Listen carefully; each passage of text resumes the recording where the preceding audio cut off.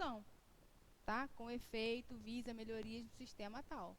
Vai precisar acrescentar esse número de linhas, você precisa compor um parágrafo. 4 linhas e meia, 5 não é composição de parágrafo ainda, tá? Então, aqui eu tenho os 2 elementos para o desenvolvimento. E aí, eu ainda posso ter como coringa aqui, ó, para finalizar, o meu desfecho. Quem tem, né, a ideia muito organizada consegue fazer isso de forma bem curtinha. E aí vai ter que colocar o desfecho, não tem jeito, tá? Foi o seu caso, Pedro Vitor. É Pedro Vitor? Tá, acertei. Tá, então é isso. Vai lá e faz o desfecho. Bom, o que eu preciso no desenvolvimento? Já sabemos, né? Deixa eu colocar do lado de lá. Aqui vai ficar pequeno. Só para revisar, tá? Porque eu ainda corrigi textos, 6 textos hoje.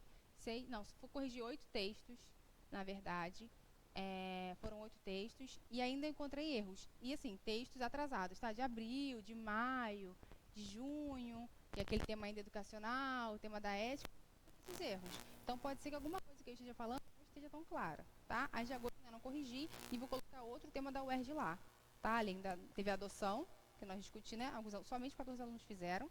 E aí hoje eu vou acrescentar um tema da UERJ, tá bom? Bom, que desenvolvimento?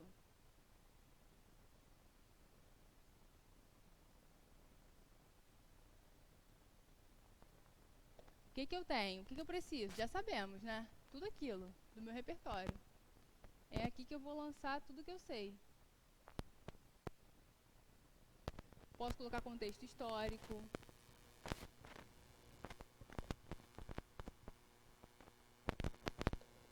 Posso colocar citação de autoridade. E o ideal agora é o quê? 2 elementos em cada um.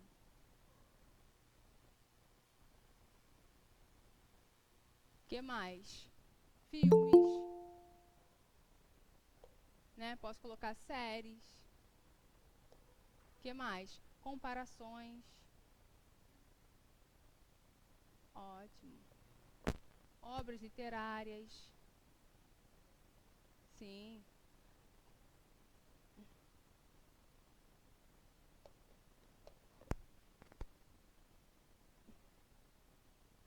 HQ, que mais? Documentários, filme, pode entrar aqui, né? Em filmes.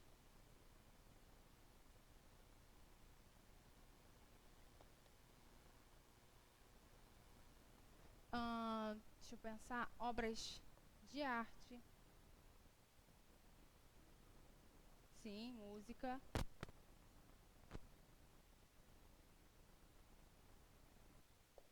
Então, aqui é o seu repertório, certo?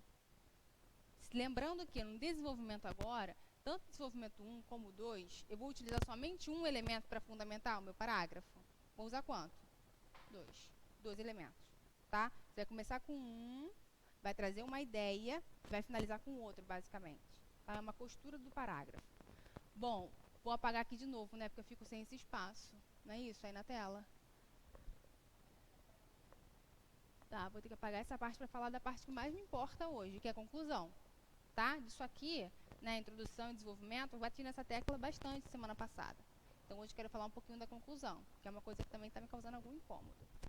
Então, vou colocar aqui em relação à conclusão.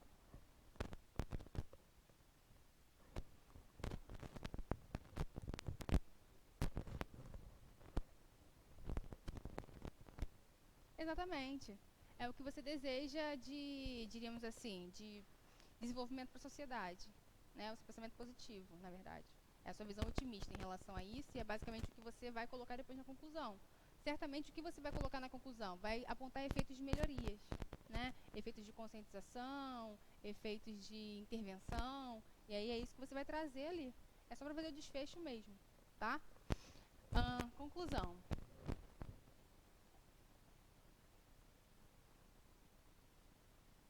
A conclusão, ela não tem erro. É um caminho único, tá? Para o Enem, essencialmente. O Enem é a única prova, né, o único texto dissertativo argumentativo que exige intervenção. Ele exige que você pense em uma solução para aquele problema. Como é que se pensa hoje na solução para um problema, seja ele social, filosófico, enfim, para os problemas sociais, que normalmente o Enem trabalha com questões sociais. Então, o que a gente vai pensar sobre isso? Vamos trazer instituições formadoras. Já falamos sobre isso, lembra? Instituições formadoras. Quem são elas? Quem são? Quais são? Então, a gente tem a escola, isso lá na sociologia, né? Isso não é meu, isso é sociologia. A escola é uma instituição formadora.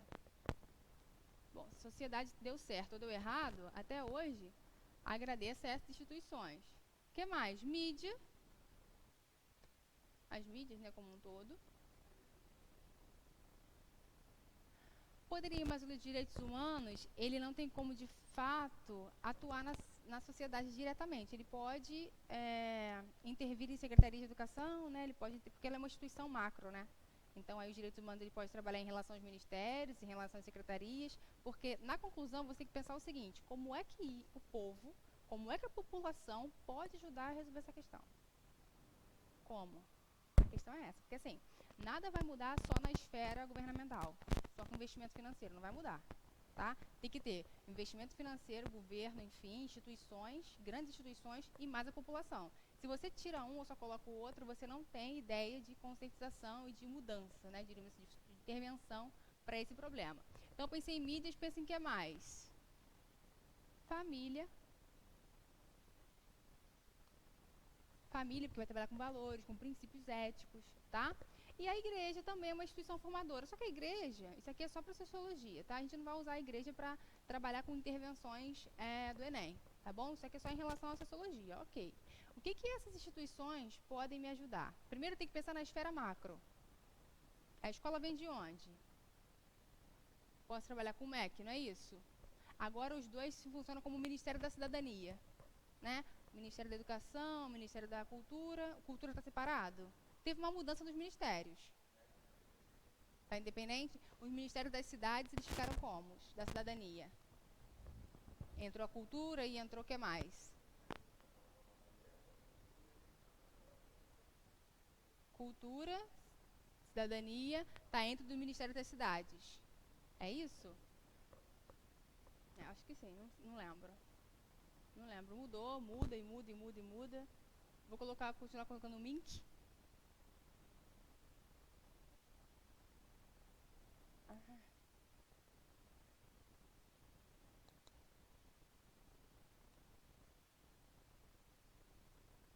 E não mudou o quantitativo de parlamentares.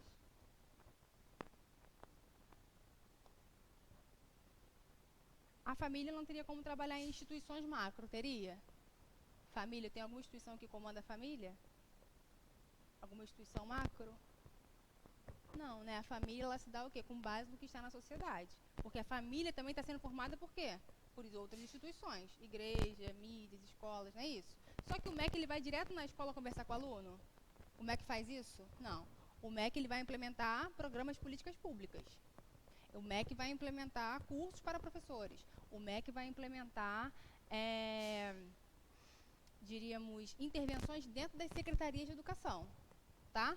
Então é isso. Então você tem que pensar o quê? O MEC, ele não vai na escola palestrar para ninguém. Tem gente colocando isso direto na conclusão.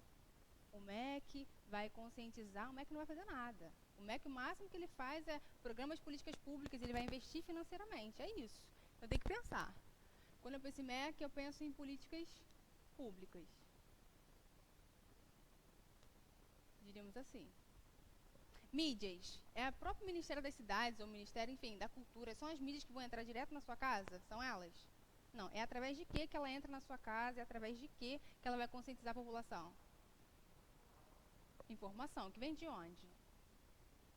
Internet, redes sociais, novela, campanhas, publicidade, não é isso? Então você vai ter que primeiro pensar nesse sentido. Então o Ministério da Cultura, ele vai promover o quê? Campanhas. Vai promover publicidade. E dá no mesmo, né? Colocar redes sociais. Falar informação.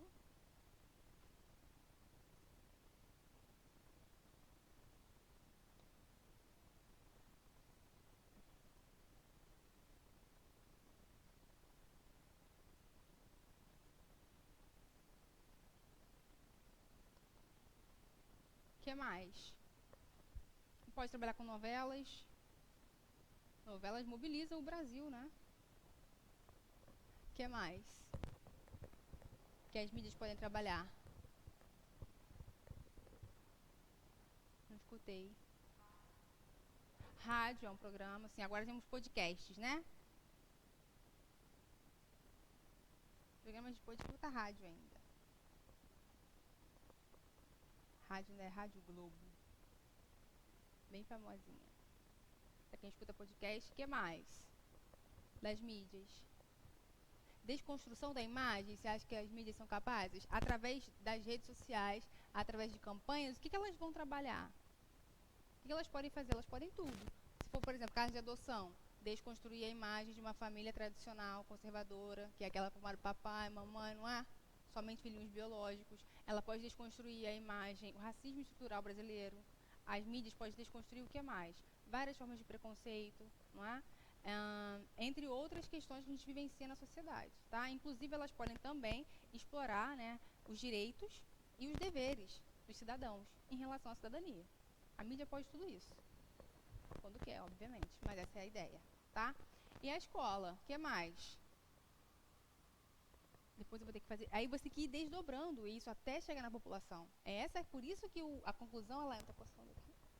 Ela é um passo a passo. Então, eu saio de uma esfera grande, vou trabalhar com investimento, vou trabalhar com dinheiro, e aí trabalho com políticas públicas, se for escola. Depois de políticas públicas, eu vou trabalhar com as secretarias de educação. Não vai dar.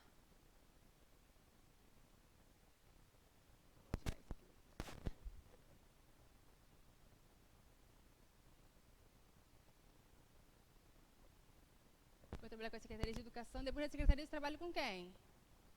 Formação de professores. Exatamente, que eu vou ter que chegar lá nos alunos. Para chegar nos alunos, eu vou ter que trabalhar com quem? Com os professores, não tem jeito. Tá? Depois, com o corpo escolar, por os funcionários da escola, enfim, com a comunidade, que é a galera que está no entorno da escola, né? A comunidade, a sociedade que está no entorno. E aí, quando eu trabalho com a formação de professores, eu vou trabalhar com o quê? Palestras, roda de conversa, aulas dinâmicas e por aí vai. Tá vendo? Aí eu cheguei no aluno. Viu o encadeamento? Precisa colocar, sim, precisa. O examinador, ele precisa ver como o seu pensamento está organizado em relação a essa intervenção. Então é um passo a passo, tá? Bom, então depois que eu fiz políticas públicas, secretarias, curso para a formação de professores, com palestras, aulas, aí sim, cheguei nos alunos. Depois de chegar nos alunos, eu vou chegar na comunidade escolar. Quando eu chego na comunidade escolar, eu chego em quem? Família. A escola também tem esse poder, né? De colocar a família dentro da escola, ou fazer minimamente a família participar dos interesses escolares naquele momento. Então aí, ó, tá vendo? Eu vou gerando um ciclo. Mas não atinge a minoria. Tá, mas você está fazendo alguma coisa, tem alguma mobilização aí, ok? Bom, então é esse desdobramento, né? Precisava desdobrar mais aqui. Que você vai pensar, vai dar trabalho mesmo, tá? Detalhe, qual é a intenção também, né? Que é interessante, a participação do governo. Caso te falte algum elemento, por que o governo precisa participar? O governo precisa participar com investimento, né? Então, assim, o governo, ele vai gerar investimento, a gente está falando realmente de recursos, nós estamos falando de dinheiro. É só o governo? Não. Você pode também chamar quem? Terceiro setor. Quem é o terceiro setor? São essas empresas que também se beneficiam do dinheiro público, obviamente, e elas chegam onde o Estado não consegue chegar, tá? Público-privado, exatamente. Ou grandes multinacionais também, eu poderia. Coca-Cola, Natura, né? Existe uma discussão enorme sobre isso, tá? Mas, vamos pensar sempre terceiro setor como um todo. Você não precisa nem fazer esse desdobramento. Coloca terceiro setor também como investimento para fazer o que você quer que seja feito, tá? Vamos pensar assim. Então, o terceiro setor também ele pode entrar com uma relação de investimento. Então, aqui a gente está falando de dinheiro público, né? De investimento. Como? ONU? ONGs. Não entra no terceiro setor, mas ela pode trabalhar aqui, ó. Tá? Ela pode chegar na comunidade, ela pode chegar na família, tá? Ela pode, no lugar da escola, você pode trabalhar com as ONGs, tá bom? Porque como a escola, ela é um lugar obrigatório, e o lugar, enfim, o lugar mais afastado tem que ter uma escola, obrigatoriamente, né? Você vai trabalhar de uma forma mais ampla. Não necessariamente todos os lugares têm ONG, né? E aí é um público mais restrito, mas a ONG também, ela teria a mesma intenção da escola, por exemplo. Sim, sim, também pode ser setor público, pode investir também. Multinacionais também investem em ONGs, por exemplo.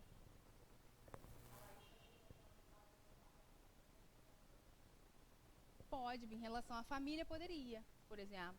As associações de moradores, elas, no caso, eles intervêm, né, em vários sentidos. Lazer, por exemplo, né? A associação de moradores sempre divulga a praça para lazer, então a gente tem aí um sentido, é uma aprendizagem, é direito constitucional, lazer a todos os cidadãos. Eles trabalham com aquele investimento em relação a, na verdade, a organização, né, documental, né, isso. Existem muitas pessoas que não têm documento ainda, não fazem exercício de cidadania, e a associação de moradores em parcerias, né, com outros políticos, diríamos assim, vereadores, enfim, elas conseguem organizar assim um bom trabalho, e aí vai trabalhar em relação às famílias. Mas aí seria em que sentido? Desenvolvimento da cidadania, tá? A associação de moradores, dificilmente ela vai intervir em questões LGBTQI+, por exemplo. Elas vão trabalhar mais com cidadão em exercício da cidadania.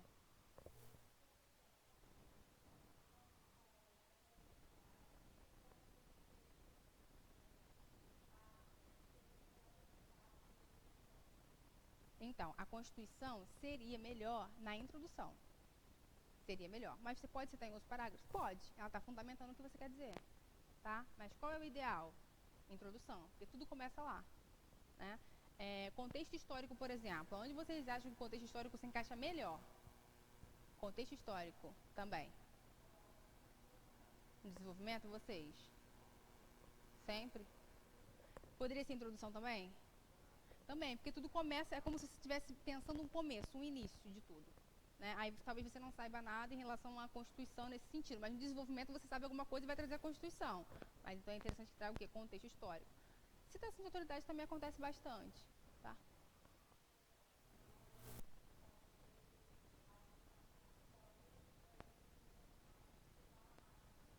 Mas aí você está usando o mesmo elemento de apoio. Você pode fazer isso, mas você está usando o mesmo elemento de apoio. Busque outro também para você fundamentar a sua ideia, porque vai dar a impressão que você só conhece a Constituição.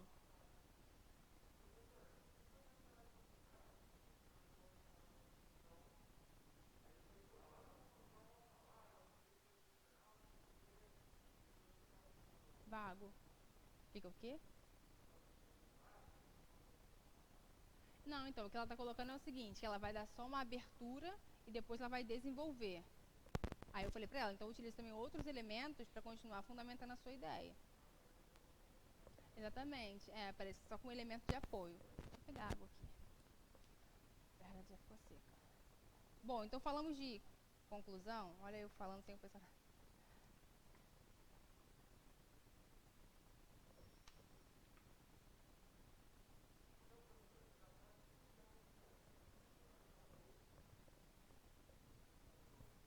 Sim, a ideia é que ela não fosse assim tão arquitetada como a gente faz, né? A ideia seria, são 13 anos de ensino médio fundamental. Você aprendeu várias coisas durante esse tempo. E aí agora você vai escrever sobre isso, organizando o pensamento, né? E esse seria o ideal de um texto. Mas aí a gente tenta, como muitas pessoas, né, acabam não vendo isso no ensino médio ou no fundamental, a gente acaba tendo que esquematizar, assim. Mas o ideal seria que vocês, desde o sexto ano, já pudessem linkar essas informações que estão no mundo com as coisas que vocês pensam, para defender a própria ideia. Entende? Esse seria o ideal. É porque, na verdade, a gente se acostuma a trazer uma ideia sem defender. Né? Ah, por que você não vai lavar a louça? Porque eu não quero. Não quero lavar a louça? Não, você quer argumentar porque você não quer lavar a louça. Qual é o motivo? Ah, porque eu sou processo alérgico, um detergente. Você precisa sempre argumentar o que você quer e o que você não quer. Só que a gente aprende a levar isso de forma muito banal. Né? E isso é possível ver nos textos, inclusive quando vocês chegam na fase adulta. Então, é basicamente esse processo que a gente precisaria, né, ascender desde o sexto ano até agora.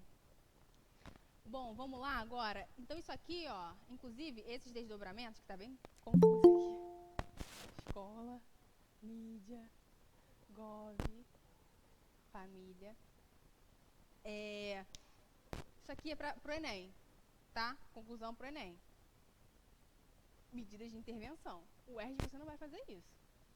Aliás, o único concurso que exige essa intervenção de forma bem ampla é só o Enem. Tá? Um texto dissertativo argumentativo comum, como acontece nas instituições militares, eles geram uma breve intervenção numa única linha, sem dizer de onde veio, como veio, por que veio, sem nada disso. A única instituição que exige que seja assim é o Enem, tá? E na UERJ isso aqui não acontece. A conclusão não é assim. A introdução, sim, funciona daquele jeito, o desenvolvimento também funciona assim, né? Essencialmente com a obra literária que foi escolhida, no desenvolvimento, por exemplo. Tá? Agora, a conclusão da UERJ não funciona assim. Essa aqui é a conclusão de quem? Do Enem. Fique claro isso. Tá? Por isso são textos distintos. Por isso tem gente que tira 960 no Enem e na UERJ fica com 13. Porque está achando que é o mesmo texto. Não é o mesmo texto. São textos diferentes. Tá? Então vamos agora para a UERJ, ok? Paramos Enem, começamos o UERJ. Posso apagar tudo? Pessoal de casa. Tá melhor. E acho que sim, essa aqui dá mais forte, ó. Ixi.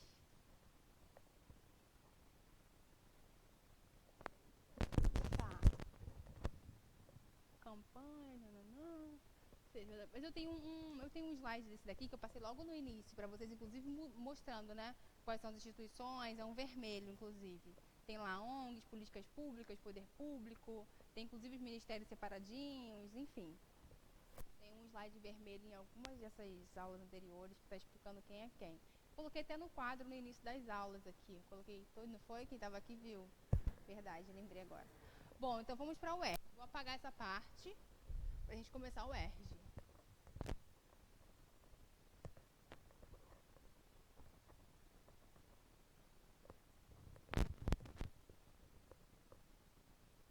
Desenvolvimento posso até deixar aqui, que é o mesmo. Bom, esse aqui é um texto da UERJ, de exposição, e aí eu queria mostrar para vocês como é que o texto da UERJ ele exige que você trabalhe com a obra literária exigida, tá, na bibliografia, e mais do que isso, como você vai casar isso no texto, tá bom? Ah, mas eu não li o livro, eu consigo fazer? Vai ser mais difícil, obviamente. Mas você sabe minimamente, né? Quem é o dissidente desse livro?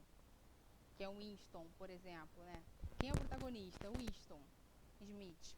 Ele é um dissidente. O que é um dissidente? É o cara que se revolta contra o sistema, né? O que é o livro? O livro é uma utopia. Se você basicamente, uma distopia, se você sabe basicamente que o livro é uma distopia, quem é o protagonista? O que faz, você consegue aí desenvolver o seu texto. Não estou dizendo que é o ideal, mas é só para você não deixar de trazer a obra no seu texto, tá bom? Não deixe de apresentar. Lá na revista eletrônica da UERJ, está escrito que não é obrigatório que você apresente os elementos do livro, na composição do livro, no texto. Que não é obrigatório. Mas ninguém nunca tirou nota máxima sem trazer os personagens do livro, tá?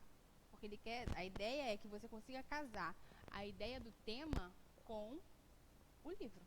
Você precisa fazer esse link, que às vezes parece que está muito distante, mas não está. Pensa direitinho, por isso que a leitura do livro é importante, tá? Pensa direitinho porque o tema está ligado ao livro. Esse aí até começa com uma música. Deixa eu lembrar qual foi o tema. Esse aí foi a obra O Seminarista, foi do ano retrasado, 2018, se eu não me engano. Ano passado foi Vidas Secas, né? Neste ano, 2019. A gente tem George Orwell. Ano passado foi Vidas Secas, 2018, foi 2017, esse daí. Foi o livro Seminarista que eu cheguei a falar pra vocês aqui, não falei na aula passada? Sobre o seminarista? Não, já esqueceram? Já falei algumas vezes, né? O George Orwell, todos eles, na verdade, né? Tem muitos da literatura brasileira, vocês deveriam ter lido.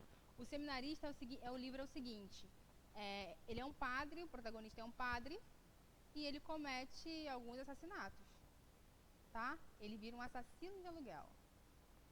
Mas ele só mata pessoas que, teoricamente, deveriam morrer. É o quê? Ele é o justiceiro. Ele é o justiceiro. E aí o tema da UERJ foi basicamente esse sentido, justiça com as próprias mãos. que fazer. Batman. Batman, né? Adoro. Então é nesse sentido que esse texto trabalha. Viu o tema da UERJ? Justiça com as próprias mãos? E qual era... O livro não falou em nenhum momento sobre justiça com as próprias mãos. O livro simplesmente tratava de um padre, um seminarista, que um belo dia decide virar assassino de aluguel. Exatamente. Exatamente. Tá? O livro em nenhum momento falou sobre justiça com as próprias mãos. Conta a história dele. E aí, assim, tem até um áudio que é o próprio Rubem Fonseca, né, contando a primeira parte do livro. Rubem Fonseca, ele sempre foi um escritor de romances policiais, enfim, eu lembro que o primeiro conto dele que eu li foi Feliz Ano Novo, que foi um excelente conto, lembro de ter lido no ônibus, inclusive. E o seminarista, ele conta que a primeira morte dele foi um Papai Noel. Era Natal, então. Aí ele conta, ele abre a porta e quem ele encontra? É um Papai Noel. E ele sempre odiou o ho, ho, ho. E quando ele abre a porta, ele pede Papai Noel. Você pode dizer pra mim, ho, ho, ho, ho?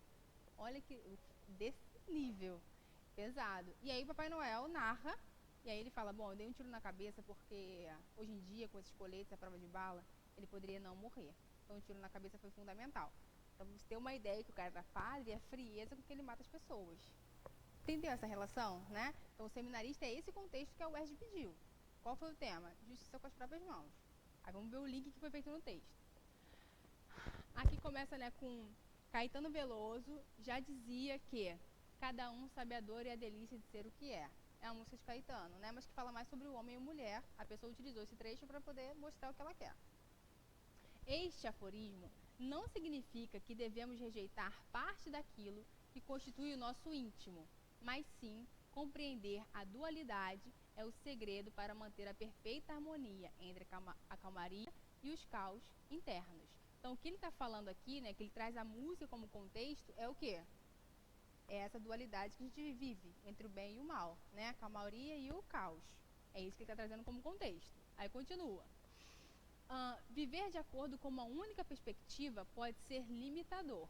Nesse sentido, a ambiguidade humana mostra-se, em muitos contextos, essencial e permite também relativizar convicções. Então vamos pensar o que ele trouxe ali como tese e vamos pensar ali o que ele vai desembocar nos dois desenvolvimentos. Quais são os desdobramentos? Tá? Vamos pensar, o que seria a tese então? O contexto é a parte da música e ele fala, né, como os seres humanos vivem entre o caos e a calmaria. E o seminarista era basicamente isso, né? Padre e vira assassino, ele vai de um polo a outro. E aí vamos pensar, qual é a tese dele? A principal questão dele? Pessoal de casa.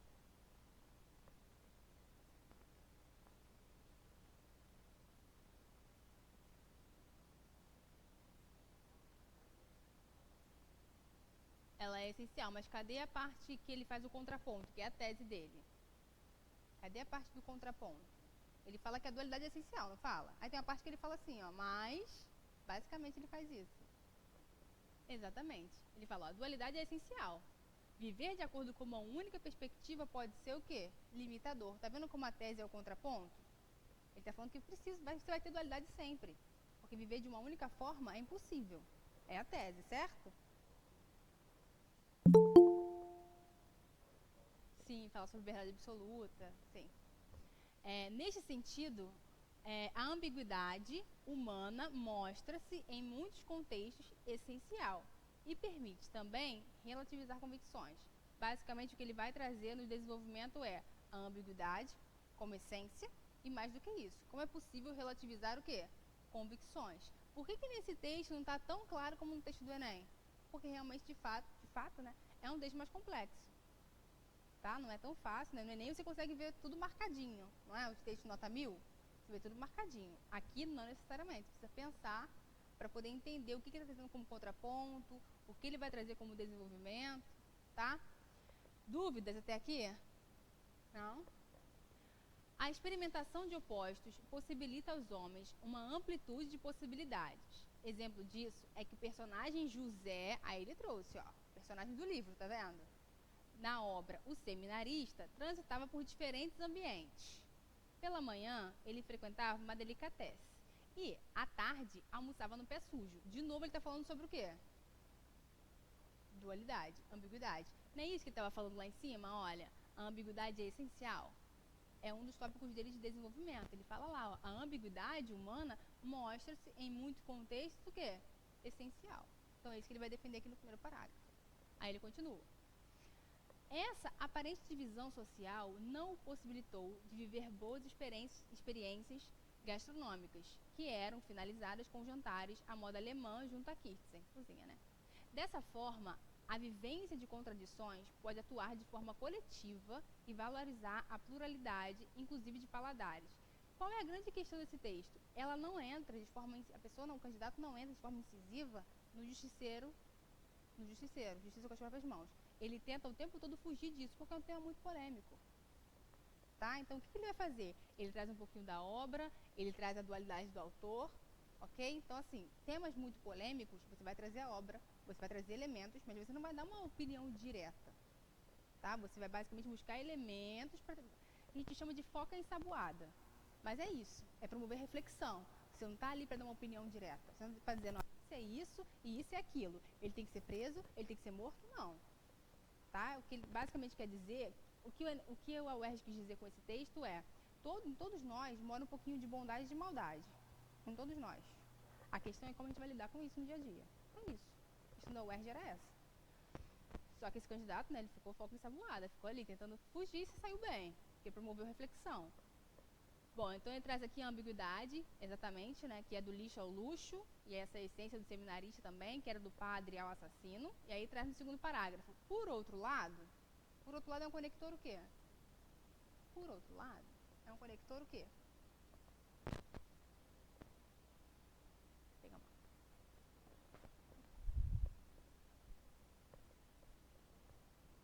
De oposição, não é isso? Ele trouxe um lado e agora ele trouxe o quê? O outro lado. Posso colocar um lado positivo e um lado o quê? Negativo. Posso na mão e depois o quê? Na contramão. Exatamente.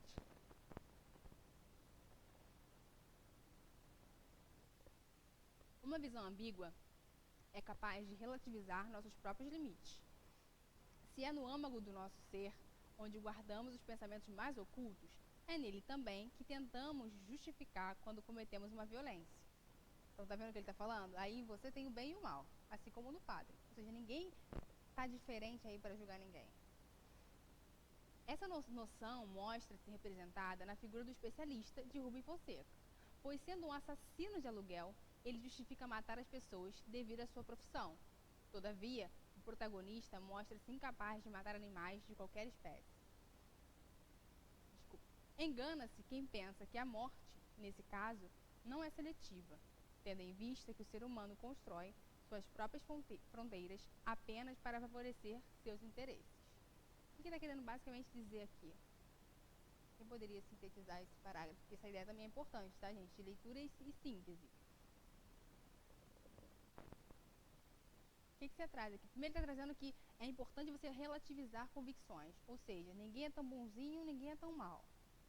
Tá? Ninguém é só bondade, ninguém é só maldade. Bom, isso não é minha opinião, isso é segundo a literatura, segundo a sociologia, o que ele está trazendo. Assim como o Rubem. O Rubem Fonseca trouxe na visão do especialista, que é o José, o protagonista.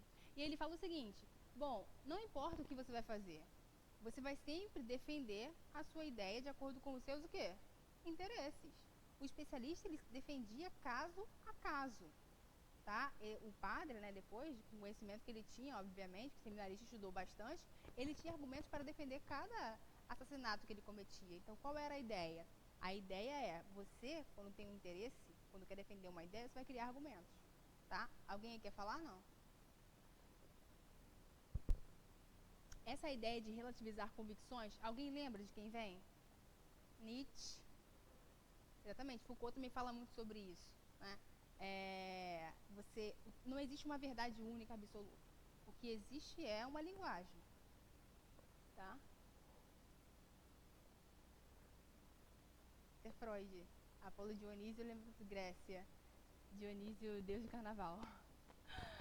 Portanto, longe de construir uma polarização excludente, ou seja, um não exclui o outro, é possível a coexistência de uma personalidade dual em cada indivíduo, assim como uma moeda que é composta de duas faces. Duas faces, volta para o título lá para mim, por favor. Ó, Moeda de duas faces. Qual é o título? Cara ou coroa. Na UERJ você precisa colocar título. Mais interessante ainda é quando você amarra o seu título aonde? No seu texto. Tá? E foi o que ele fez aqui. Na conclusão ele trouxe o título de novo. Aí tá lá. Onde que eu tô? Tá lá embaixo. Cada ser também é multifacetado, com suas dores e delícias. Dores e delícias é parte de quê? Da música. Cada um sabe a dor e a delícia de ser o que é. Tá? Então, ó, olha a costura do texto, olha a coesão. Isso é coesão. Seria ingenuidade dizer que há respostas para tamanha complexidade humana. Você pode se sair sempre num tema polêmico como esse. Tá? Olha lá, ó. Ele fez direitinho, ó. Seria ingenuidade dizer que há respostas para tamanha complexidade humana. Mas a única verdade permanece. Se dentro de nós existe um lado avesso, escolher viver de forma unilateral significa a anulação da própria essência. Então, o que ele quer dizer com isso? Né? Primeiro, ele fugiu da grande questão da prova, que é a justiça com as próprias mãos, o que fazer, diríamos assim. Né? Então, ele soube muito bem refletir aí durante o texto. E no final, o que ele diz? A única coisa que existe de verdade é a dualidade. O bem e o mal dentro de você. Seria impossível a gente viver de uma forma unilateral, ou seja, de uma forma única seria impossível. Só bonzinho, só mal. Não existe isso. Então é isso que o texto trouxe. Então ele soube se sair muito bem. O que ele quis dizer no final? Todo justiceiro tem o seu lado bom e ruim, inclusive a gente. Aqui caberia também Hannah Arendt, que ela fala sobre a banalidade do mal, lembra? Já falamos sobre ela aqui, ou não? Lembra? Ela fala sobre isso. A falta de pensamento crítico faz você banalizar o mal. Então, caberia perfeitamente também a Hannah como uma citação de autoridade nesse sentido. Tá? Difícil, Erge? Difícil? Sim. É difícil, mas não é impossível. Né? Um pouquinho mais complexa. Vamos pro próximo texto? Que é o texto que eu coloquei lá pra vocês. Ele já é o livro da UERJ, tá? Vou até colocar aqui no quadro. Mais chatinho de escrever o Enem mais chato?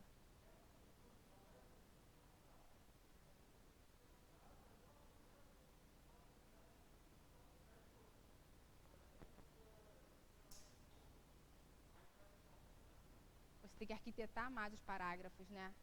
É isso que você quer dizer.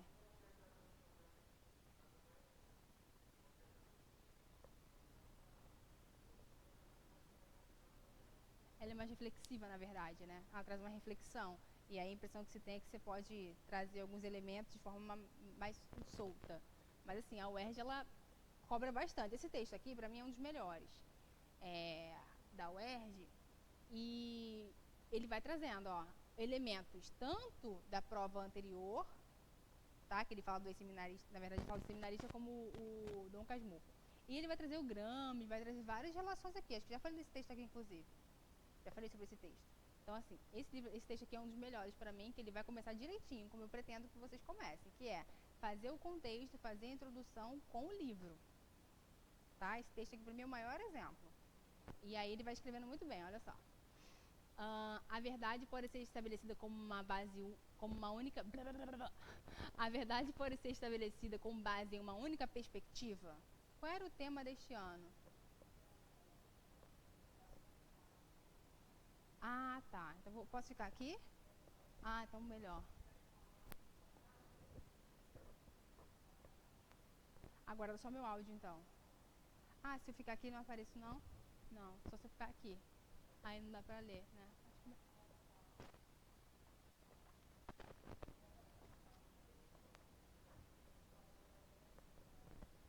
Sim. Tá. Depois desse daí, você pode abrir o que colocou lá no... Pode? Por favor. Então, o que nós temos? Esse tema, neste ano, de 2018, é porque, na verdade, a prova é porque o ano que você vai entrar na universidade, né? Mas a prova é de 2017, por exemplo. E aí, ou é 16? E eu errei ali, pode ter sido 16 ou 17. O livro utilizado foi Dom Casmurro. Todo mundo já leu? Machado? Não? Ah, me caí daqui dura. Esse livro Dom Casmurro, ele ficou uma incógnita no ar e isso existe até hoje. Pesquisa sobre isso, sobre o que o autor queria com esse livro, né? Porque Capitu, não se sabe até hoje se ela traiu o Bentinho. Bentinho larga tudo, faz tudo por Capitu. Tem uma série da Globo que ela é um pouco bem caricata, mas ela ajuda a entender, tá? Tem uma série na Globo, Dom Casmurro, e ela vai exatamente descrever quem era Bentinho, né? Bentinho era um cara que se apaixona por uma Capitu, e aí ele fala o seguinte, por uma Capitu no seguinte sentido, ela é uma mulher do realismo. Quem estuda literatura sabe como é que é a mulher do realismo, ou não? Peguei vocês de novo? Sim, sim, sim. A mulher do realismo diria que é essa mulher da atualidade, moderna, tá?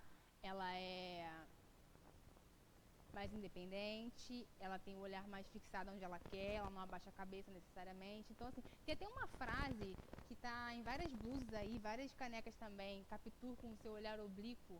Nunca ouviram falar? Olhar oblíquo? Que é aquele olhar meio caído, assim, meio, sabe, sensualizando. O realismo retrata a mulher de uma forma mais, diríamos, sensualizada, diríamos assim. Né? Hoje, se uma mulher quer sair do jeito que ela quiser, ela sai, sexo ou não, né? E não tem nenhum problema. No realismo, isso tinha uma questão. A mulher não poderia ser tão sensualizada ou sexualizada. Só que a mulher do realismo, ela já vem com essa nuance, né? Ela começa a se colocar também de uma forma mais sensual, diríamos assim. E o realismo, ele tende a criticar a mulher, tá? Então, a Capitu seria essa mulher criticada pelo realismo, diríamos assim. Ela estaria à frente do tempo dela. Então, só pra gente introduzir Dom Casmurro, tá bom? Só que até hoje, aí o Bentinho não. Aí tem gente que fala que é porque Machado de Assis foi traído com o primo, mas ele também traía com a tal da Carolina, e aí ele quis retratar isso no livro. Existem pesquisas enormes sobre isso, tá? Mas enfim, vamos lá. Aí, ó, começa com o livro. O livro machadiano, Dom Casmurro, vocês podem colocar o quê? Na origem de Orwell, ou 1984, né? Já começar com o livro na UERJ. Já começa com o livro. Dom Casmurro é entre o personagem principal, vocês estariam quem? Quem é o protagonista? Winston Smith. Ele é o nome da obra, né? Somos apresentados a figura de Bento Santiago, que é o Bentinho. E somos guiados por ele a possível traição de sua esposa, Capitu. Então já vem contando a grande questão do livro. E isso vocês podem fazer também, tá? Que é a vigilância, por exemplo. A grande questão do livro é o objetivo, né, do Ministério da Verdade. Era o quê? Controlar o pensamento, o olho que tudo vê, exatamente, o olho de Horus, né? O olho que tudo vê e mais do que isso, a vigilância pertinente da sociedade. Então, de cara, vocês já podem trazer o livro dessa forma. Aí traz lá. A perspectiva parcial e a oposição privilegiada e a posição privilegiada do ex-seminarista fazem com que... Quem é esse seminarista? Bentinho, tá? Porque ele está estudando para ser padre. Pra você ter uma ideia, o menino é um santo. E até hoje, muitas pessoas acreditam nesse adultério, mesmo não havendo provas concretas que o comprovem. Desse modo, olha o conector. Desse modo, tá vendo? Isso aí é competência 4. Conectores, competência 4. Tal obra, escrita no século XIX, ilustra o problema que permeia a humanidade há muito tempo. Qual é o grande problema, a grande questão, né? A construção unilateral da verdade. Veja que essa introdução está um pouquinho ao contrário. Tem um contexto, aí ela vai pipocar com elementos que vai trazer no desenvolvimento e ela fecha com a tese. Tá? Então vamos lá. Como eu falei, né? A UERJ, ela qual é a tese dela e aonde é que estão os pontos de desenvolvimento?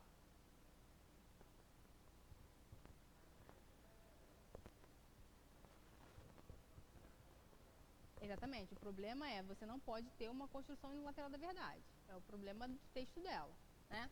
E os elementos que ela vai trazer, alguns elementos que ela vai trazer, o que permeia na sociedade em relação a isso, e ela vai trazer aqui, inclusive, no primeiro parágrafo, é que muitas pessoas acreditam em determinadas coisas, como acreditam no adultério, tá? Exatamente. É o que ela vai trazer no primeiro parágrafo e depois vai falar no segundo sobre sobre esse problema da humanidade em relação à construção da verdade, tá? Então, na introdução da UERJ, como ela é mais reflexiva, ela não tem essa montagem tão específica que a gente vê no Enem. Você pode fazer? Pode também, tá? Mas como a galera, né, tende a ser mais escriba, diríamos assim, eles gostam muito de escrever, eles vão fazendo esses nuances, tá? Que também é extremamente sofisticada pro texto. O importante é que na introdução eu consiga visualizar todo o texto. E é isso que eu vejo também. Aí vamos lá, primeiro parágrafo de desenvolvimento. A verdade, geralmente, é constituída por um conjunto de ideias dominantes que, conforme afirmava o sociólogo Gramsci, citação de autoridade, já chegou defendendo o parágrafo, tá? Então, no contexto, ela trouxe a obra, explicou a obra e qual é a questão dela, da obra, né? Essencialmente, a questão dela em relação ao texto. E aí ela vai trazer, ó, a questão das provas, né? Como se faz o povo acreditar em determinada verdade ou não. Constituem a chamada hegemonia cultural. Hegemonia cultural é o conceito do Gramsci, tá? O Gramsci é um sociólogo, e ele é italiano, se não me engano. E ele vai escrever toda a obra dele em papel de pão na cadeia, tá? Ele fica preso durante muitos anos. E ele na época foi por conta de governos autoritários, diríamos assim. Fascismo, ele é italiano, ele viveu o fascismo. Itália. Ele viveu o fascismo. E aí vamos, chamada hegemonia cultural. Esse conceito da hegemonia cultural, vocês vão conhecer também durante o parágrafo. Então, quando você traz um conceito dentro do parágrafo, você minimamente precisa explicar esse conceito, tá? Não deixa solto lá, não. Só para dizer que você sabe, não. Explica.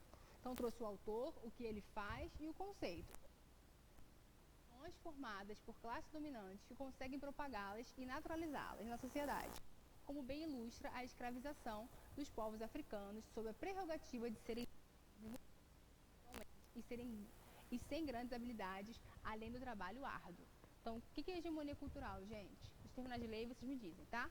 E assim, o fato de que muitas sociedades eram bem estruturadas e organizadas, com chefes e delimitadas, a fim de justificar, né, a ação do povo europeu e de afirmar sua posição de ápice da humanidade. Então, basicamente aqui, quando ela traz o conceito do Gramsci, que é a hegemonia cultural, o que ela está querendo dizer?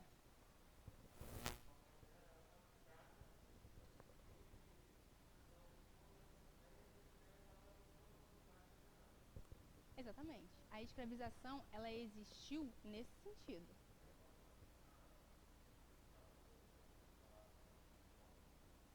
Falta de pensamento crítico. Caberia Hannah? Hannah cabe em quase tudo, tá vendo?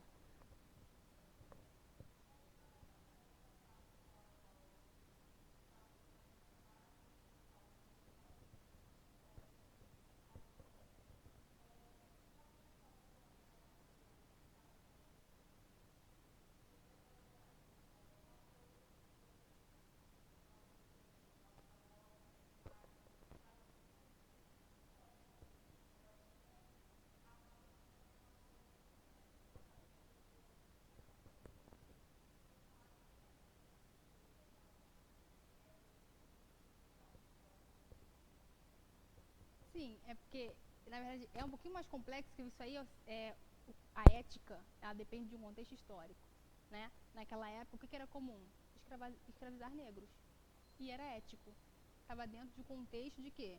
De escravização, né? Que acaba entrando no senso comum. Como a gente falou do nazismo na semana passada. Qual era a ética no contexto nazista? Matar judeus. Isso era ético, estava certo, podia fazer. Entendeu? Então, a ética, né? Isso que você está chamando de senso comum, que é um senso ético na sociedade, ele vai depender de um contexto histórico para que aconteça. Aí eu trouxe aqui o caso, por exemplo, das profissionais do sexo, né? Hoje elas estão estabelecidas dentro do direito trabalhista. Há um tempo atrás, as pessoas ligavam para a polícia. Exatamente. Então, assim, a ética, né?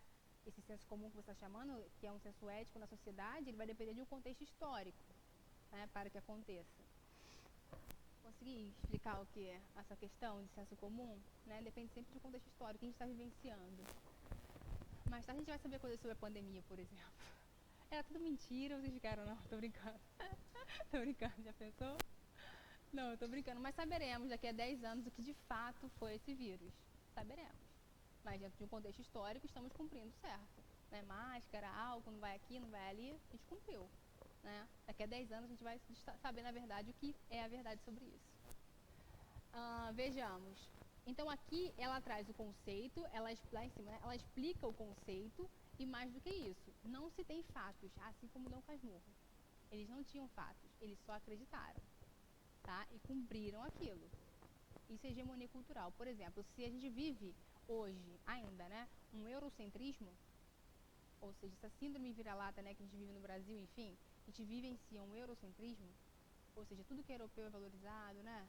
Louro, alto, bonito, loiro azul, bonito, não é assim que as pessoas falam? Existe uma perspectiva, existe uma imagética sobre isso. Isso é o eurocentrismo. E é o que ele está falando. A hegemonia cultural, ela trouxe as classes dominantes para dizer o que serve e o que não serve. O que é bonito e o que não é. O que presta e o que não presta. Então, é um conceito bem tenso, né, de se pensar. Hoje a gente vive basicamente, temos tentado, né, o africanismo, por exemplo, é uma questão que tem se colocado. Não obstante, é o que? É um conector, tá? Não obstante, não é apenas na história mundial, mas também constitui relações interpessoais, principalmente na era contemporânea, texto na qual as pessoas possuem redes sociais, é extremamente comum que tomem a vida alheia suas. Muitas esquecem-se de que, esquecem-se de que as fotos e mensagens postadas nesses meios não, um terço da vida real, na qual todos possuem preocupações e tristezas. Com base nisso, criam uma visão superficial sobre os outros, enquanto então nos dois parágrafos ela vem falando da relação de inverdades, né, que a sociedade vivencia. Tanto em relação à hegemonia cultural do Gramsci, que foi a época da escravização, então ela traz isso dentro de um contexto histórico, quanto no segundo parágrafo, que é essa vivência da sociedade contemporânea em relação às redes sociais. Né? Não necessariamente você vive aquilo que você posta. É basicamente a crítica que ela faz. Ela trouxe então aqui um elemento de apoio, rede social, não é? E lá em cima ela trouxe o quê? O Gramsci, citação de autoridade. Só que, o que tem aqui? Mais do que isso, né? Ela faz o desdobramento. Tá? Ela vai argumentando em relação a isso. Não adianta só colocar o conceito seco no parágrafo. Você precisa ir desdobrando. Sobe para mim, por favor. Até aqui, dúvidas? Tá difícil? Não, tá fácil, tá tranquilo, dá para entender. Né? Usando o over. Olha só, gente, repara também que essa pessoa, né, ela utiliza, na qual, tá vendo? Isso aqui é pronome relativo, que é a substituição do termo anterior. Eu já falei sobre isso, tivemos uma aula sobre pronome relativo, né, e eu preciso acompanhar isso no texto, tá, de vocês. Senão vocês ficam com base só no que ela coloca, contexto no qual, tá vendo? Isso ajuda muito, tá, em relação a ficar um texto limpo, menos pesado, senão vocês ficam apoiados só no que. Aí aqui, sob essa conjectura, isso aí é um conector conclusivo, é indiscutível que a história verdadeira é constituída a partir de inúmeras perspectivas e realidades. Isso aqui é perfeito para qualquer texto. Né? História verdadeira, ou seja, a história mundial, enfim, ela é construída a partir de inúmeras perspectivas e realidades. Defini-la como base em apenas um dos lados é o grande erro e que pode ajudar a propagar falácias prejudiciais a grandes grupos, como a história mundial narra e a vida pessoal e seus formuladores. Então ela fala aqui, história mundial, ela está falando de quê? Está falando da escravização, certo? E aqui, e a vida pessoal, ela está falando de quê? Das redes sociais. Então isso é o entrelace do texto. Está trazendo parágrafo por parágrafo. Desenvolvimento. Podendo construir para complexos de inferioridade, para ele? Podendo contribuir para complexos de inferioridade e depressão. Vamos estar sempre atentos ao que tomamos como verídico, analisando todos os pontos possíveis. A perpetuação de inverdades. Né? Então, está falando aí, ela trouxe o texto de novo na conclusão, trouxe ponto por ponto. Tanto do desenvolvimento, inclusive da introdução, para fazer o desfecho do texto. Tá? Difícil? Não. Então, o tema de hoje... Todo mundo assim... O tema... Pula o slide para mim, por favor. Então, o tema de hoje é trabalhar o livro da UERJ, de George Orwell. São 350 páginas, já falei em um dia, não é isso? Você acorda cedinho, não é? Você acorda às 4 da manhã. Hoje eu acordei às 5, eu estava sem internet, quase chorei. Mas eu falei, não vou chorar não, vou ler um livro então. Aí fui ler. Estava sem internet, que raiva. Então, você pode acordar um dia na sua casa e estar sem internet. Mesmo com, o que você vai fazer? Você vai ler o livro. 350 você lê de 5 até meio-dia. Já almoço, já está como? Tranquila, né? Mas vamos pensar um final de semana? Será possível? Será? Um mês? É porque estão estudando outras coisas também, né?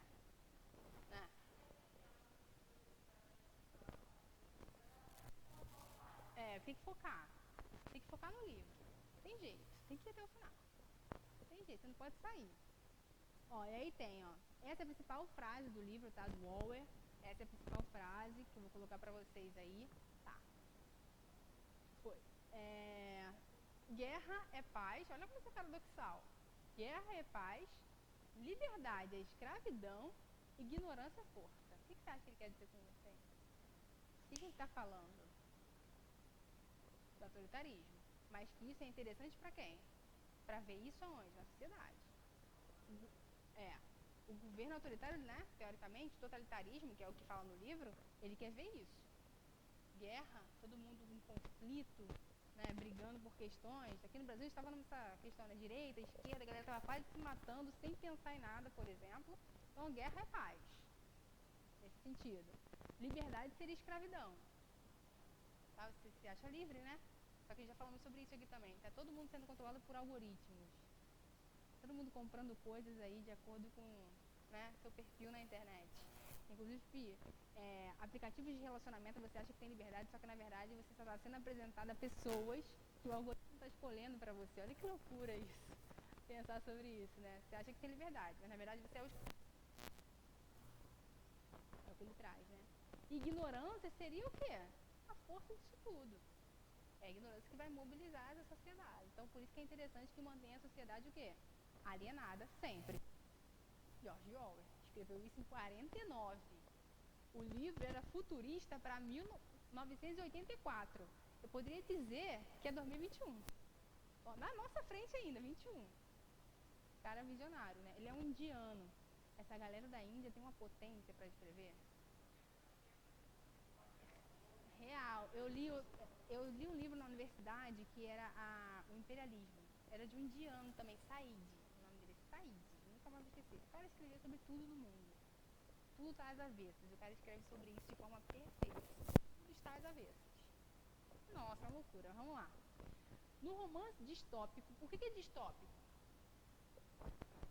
Porque foge à utopia.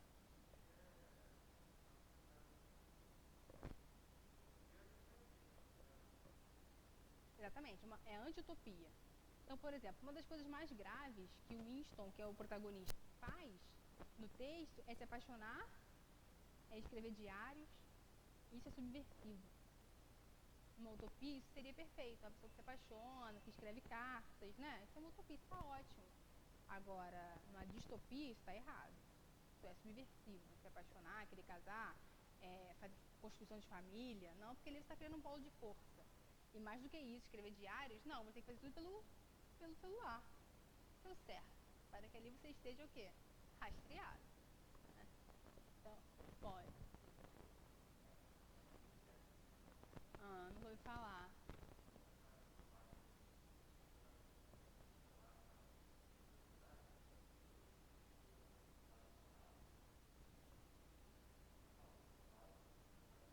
Não.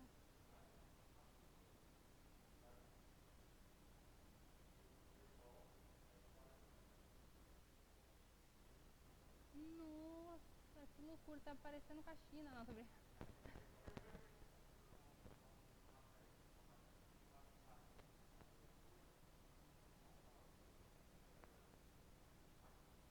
Nossa, que loucura. Engraçado que me lembrou de novo o Batman, né?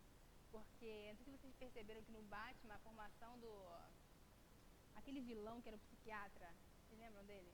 Ele tá querendo colocar flores azuis, né? Que é LSD na água, que vai passar pra toda a sociedade. Daqui a pouco todo mundo assistindo Batman, quando a professora. Ele vai colocar LSD, né? Flores azuis, que se chama. E aí na água, pra toda a cidade, pra todos os moradores de Gotham possam beber aquela água. E aí ele pode fazer o que ele quiser. Gente, olha aí, o videogame é a mesma coisa, né? E essa ideia de censurar a notícia que vai e o que não vai, isso já acontece na China, por exemplo, né? Isso já acontece em outros lugares. Tem campo de concentração. Adora isso? Eu vi que eles estavam queimando coisas religiosas, artigos religiosos, digamos assim. Eu percebi nas últimas semanas. Eu recebi como do jornal El País. Que a China estava fazendo esse recolhimento.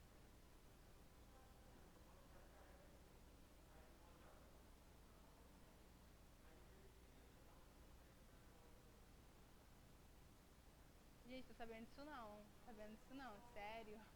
Tô chocada agora. Vou pesquisar. Vamos ver, né?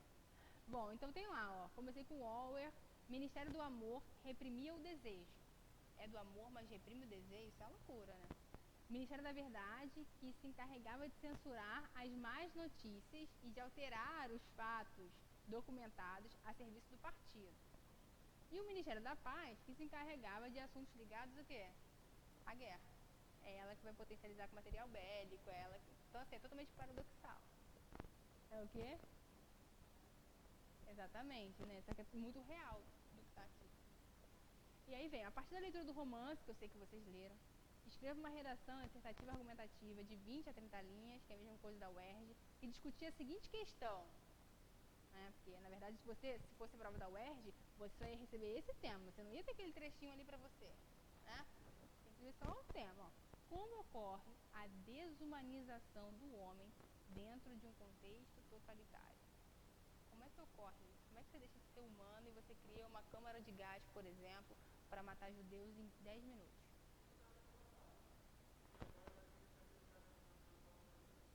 Sacrificar quem?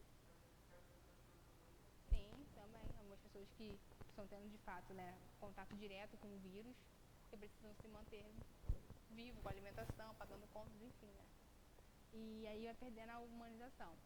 Detalhe, tem um texto que circula no Face que fala muito sobre isso também, a desumanização do homem. E aí falando do nazismo, né? Como é que um engenheiro foi capaz de construir aquela câmara de gás, por exemplo?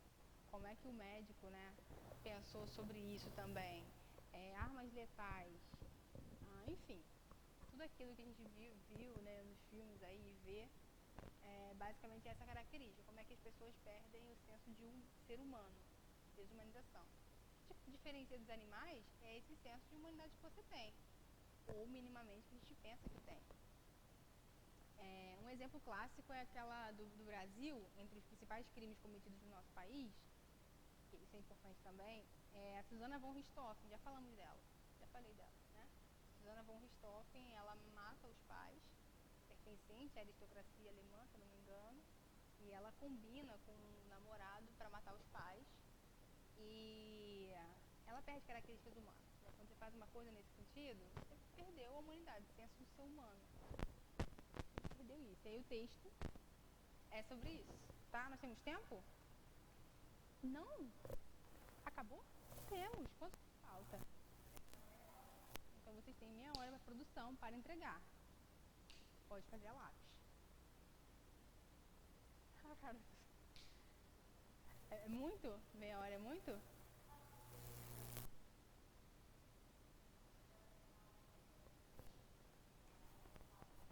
Tá. Meia hora é possível? Vamos começar então? E aí, quem for precisar de ajuda vai me chamando. Quem eu poderia utilizar nesse texto para citação de autoridade? Ah, muito bem. Tá? Que foi o olhinho da Hannah Montana. Se escreve igual? Se escreve igual? Não sei. É da mesma forma? Ah, sim. Ah, sim. Hannah Montana. Eu acho que da Hannah Arendt. Acho que da Hannah Montana também é com H. Isso. Ah, tá. Então não vai esquecer mais. Origem do totalitarismo. Vamos começar? Contexto. Contexto do livro. Vamos começar com os personagens. Não é isso? Ninguém leu o livro até hoje. Meu Deus! Por que você não vai fazer, ué? Argumenta. Argumenta. Argumenta. 1984 é o livro. Eu vou ter que começar a alfinetar vocês com o livro, né? Você consegue colocar o vídeo agora pra mim? Eu acho que ninguém leu nada do livro. Você consegue colocar aquele vídeo? A galera deu uma travada aqui. Tô achando que é falta de livro. É do Winston? Eu acho que é Winston. Deve ter um H aqui, em algum lugar. Winston, que é o protagonista, que é o dissidente. Dá pra usar rede social, dá pra usar o próprio Big Brother no sistema de vigilância, né? Sim, por favor. A gente assistiu o vídeo. Esse vídeo ele tem 10 minutos, se eu não me engano, ou 15. E aí ele vai fazer pontos pertinentes, tá? E se não der tempo pra fazer aqui, aí então vocês fazem a redação em casa e aí depois... Tá, gente, então, o que eu percebi? Uma dificuldade latente, né, aqui em relação à produção da redação, justamente por falta de elementos do livro. Eu tenho que começar a apertar vocês em relação ao livro, não tem jeito. Está na bibliografia, não temos saída. Então, o que eu vou colocar para vocês agora é um vídeo, tá? Que vai contar de forma bem sintética, uma animação, dura 15 minutos, se eu não me engano, contando toda a história do livro. Foi a animação que eu achei mais sucinta. E aí eu preciso que vocês utilizem esses elementos para a construção dessa redação, tá? Dessa proposta que está publicado lá na atividade, tá? Qual é o tema? Então, o texto tem que ser relação ao UERJ, o texto não é Enem, é o UERJ, e vocês vão utilizar o quê? O livro. Professora, não li o livro. Vocês vão ver o vídeo agora, que traz essa ideia de forma sintética, tá bom? Pode ser? Podemos? Solta o DJ.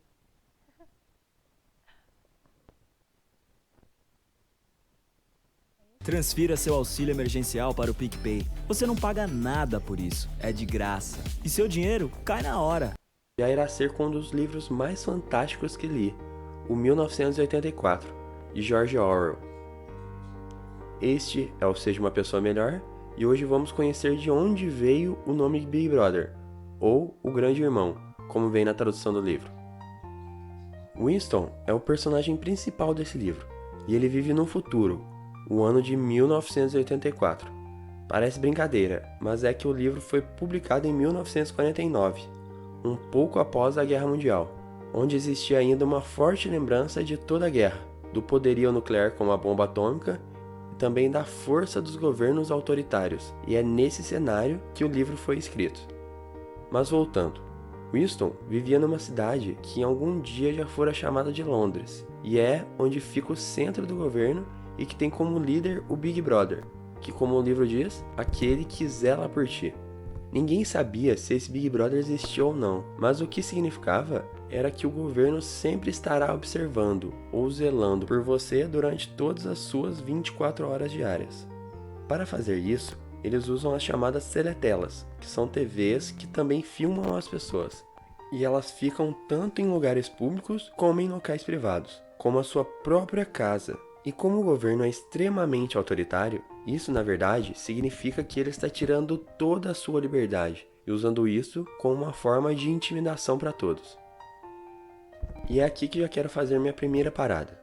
O número de câmeras nas ruas instaladas pelo governo sempre está crescendo.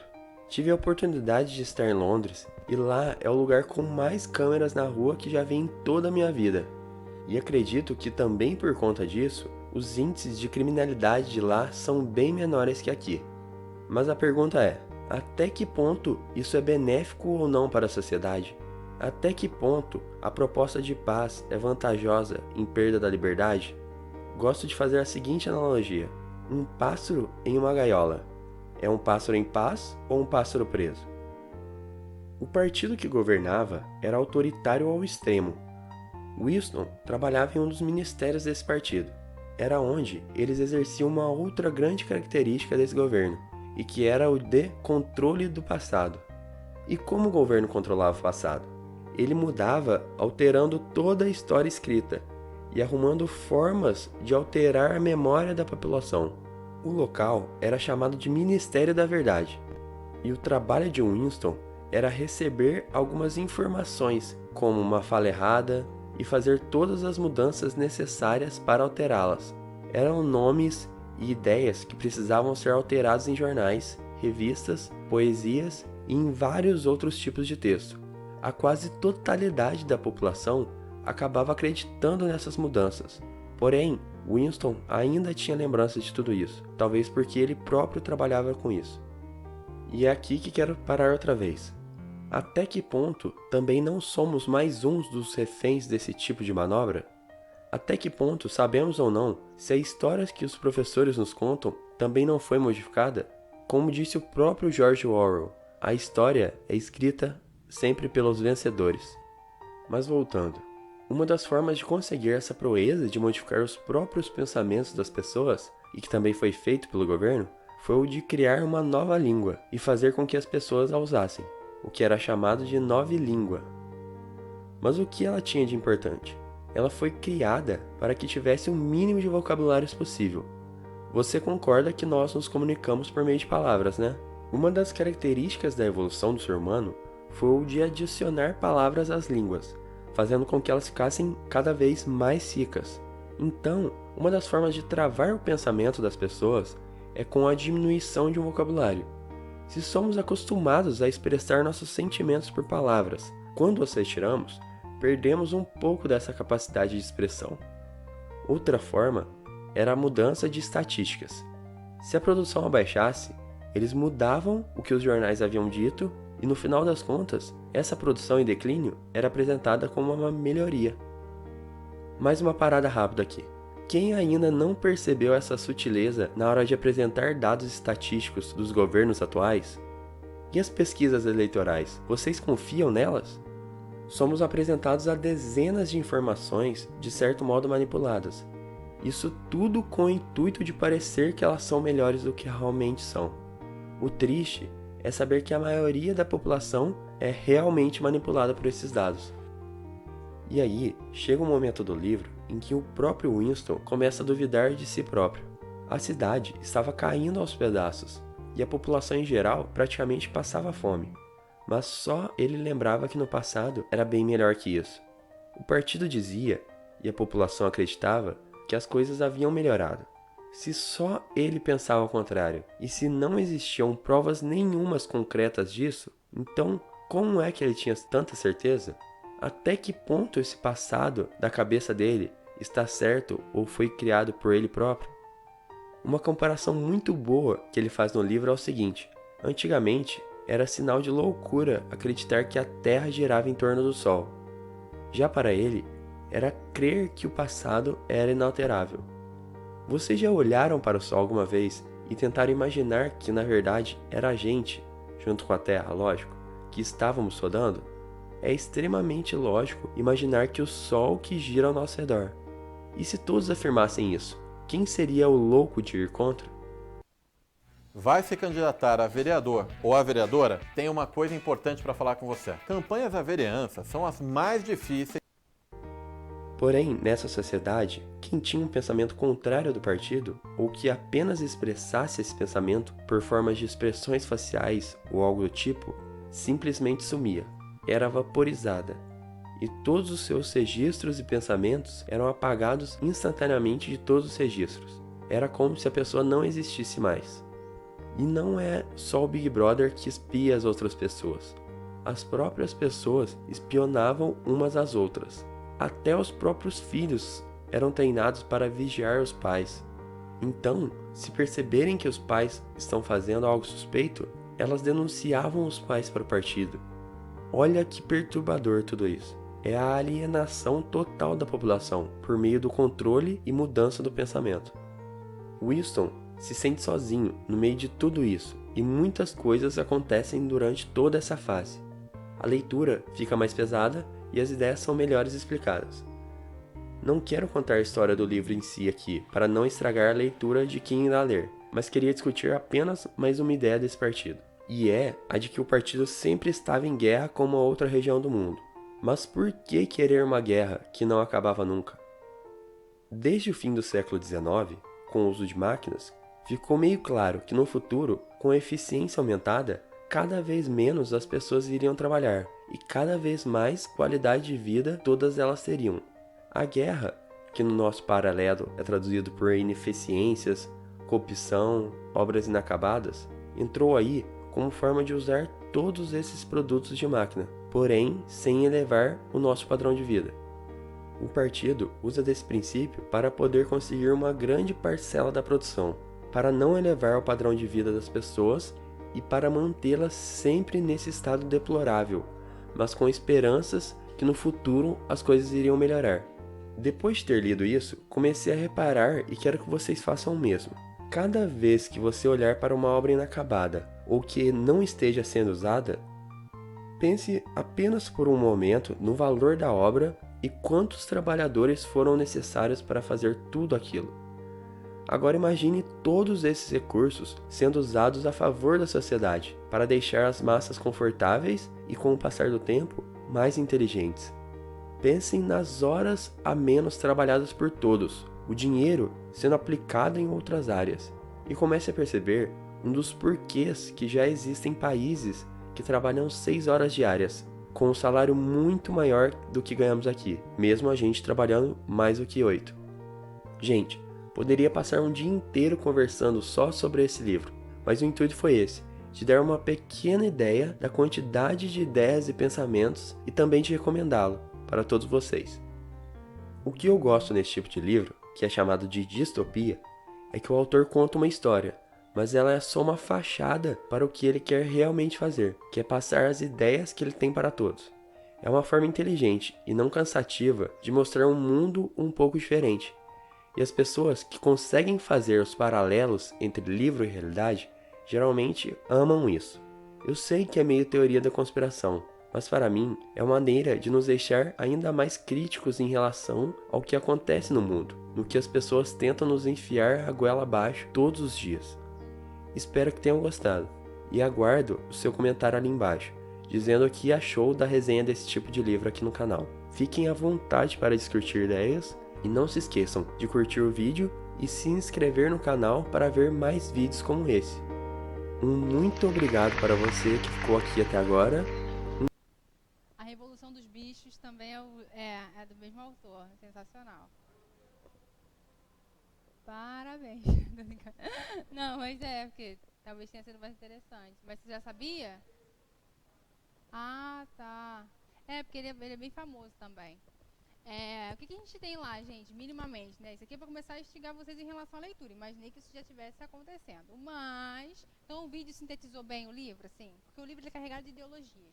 Então o ideal é que vocês cheguem até a leitura já sabendo o que vai ler, né? Como? Até o final do ano, né? Tem dezembro ainda aí, até a lacuna aí, né? Vamos lá. Então a gente tem o Winston, que é um dissidente, que é o protagonista, ok.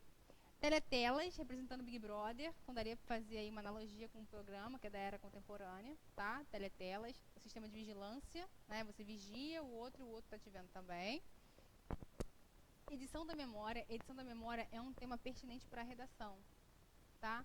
Essencialmente porque, como a gente sabe, a estrutura política da UERJ, e ela, assim, ela tem várias, quem já foi a UERJ sabe disso, né? São várias salas falando sobre a ideia do regime militar, da ditadura militar. Então eles pensam também na edição da memória nesse sentido. Se as pessoas não lembram o que foi essa fase, por exemplo, tá? Se teve aí uma edição da memória nesse sentido, as pessoas podem querer que esse evento se retorne. Como? Né? Então, assim, cada um, né, sabe o que deve considerar como verdade.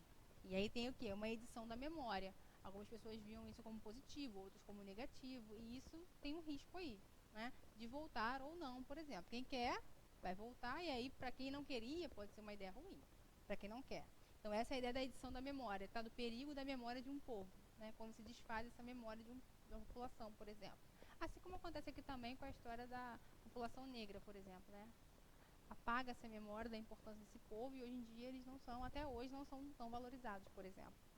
E aí o controle do passado, tá? O controle do passado é uma questão do livro também. Isso pode ser o tema pertinente para vocês. História escrita, né, pelos vencedores. É a mesma coisa que a gente viu sobre quem? Gramsci, né? A história é escrita por quem? Pelos dominantes, né? Isso aqui é hegemonia cultural. Então, se você quiser trazer Gramsci, por exemplo, se você quiser trazer aqui o Orwell para falar sobre isso, é pertinente.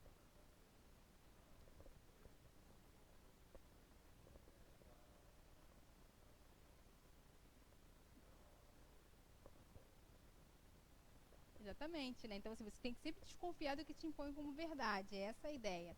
E a alienação a partir da nova língua. A nova língua é um sistema que eles estabelecem de linguagem, né? Para ter uma comunicação, diríamos assim, no nível que eles gostariam de ter. Pensando nisso, na era contemporânea, as redes sociais, elas promoveram a linguagem ou, de certa forma, ela enxugou a linguagem? Ela enxugou a linguagem. Você está escrevendo bem menos, não é? Cada vez por vias mais rápidas. A intenção é esse imediatismo. Então, a alienação, nesse sentido também, como mudança do vocabulário, ela seria pertinente. tá? Para esse tipo de governo, por exemplo, autoritário, em acordo com o livro, ok? Então é só para a gente sintetizar. Um tema importante está lá para vocês já também, tá? Tem esse tema lá para vocês, edição da memória como produção de texto, tá bom? Então é isso. Terraplanismo. Sim, sim. Que é quando traz a razão para todas as coisas, né? Humanismo, não. Descartes, sim. Que era o cara que vai trazer metodologia para tudo, né? Vai justificar tudo com a ciência, por exemplo. Então é isso, tá? Eu espero ver o texto de vocês lá, bem feito, em moldes UERJ, por exemplo. E eu devolvo de agosto na próxima semana. Próxima semana já é setembro, né? Já, acho que sim, sim. Como?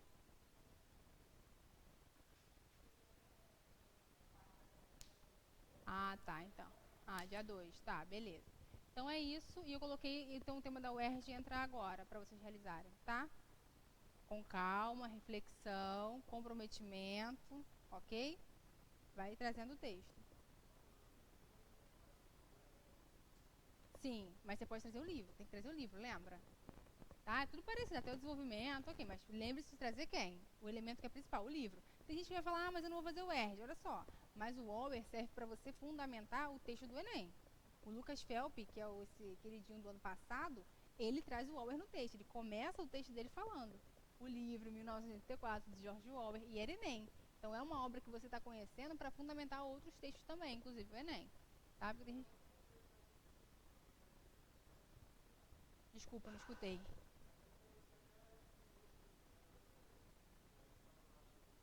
Dom Casmurro.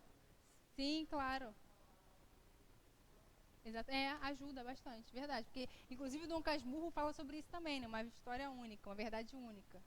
Se a gente fosse pensar aqui, Dom Casmurro também fala sobre uma verdade única. Então é isso. Até a próxima aula. Pode pagar? Tá, vou deixar. Muito. Faz a gente pensar sobre várias coisas, né? Os porcos.